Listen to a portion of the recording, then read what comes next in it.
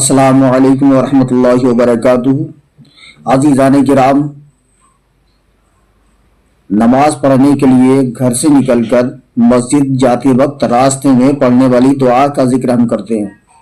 حضرت ابو سعید رضی اللہ تعالی عنہ سے مروی ہے کہ رسول اللہ صلی اللہ علیہ وسلم نے فرمایا کہ جب کوئی شخص نماز پڑھنے کے لیے گھر سے نکلے تب مسجد جاتے وقت راستے میں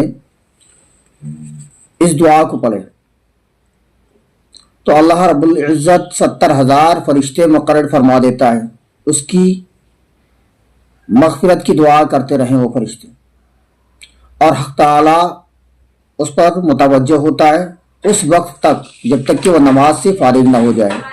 اور وہ دعا یہ ہے کہ اللہم انی اسألک بحق السائلین علیک و بحق ممشایا ھذا الیک فانی لم اخرج بطرا ولا اشرا ولا ریاء ولا سمعتا خرجت اتقاء سخطک وابتغاء مرضاتک اسألک ان تنقذنی من النار وان تغفر لی ذنوبی انہ لا یغفر الذنوب الا انت۔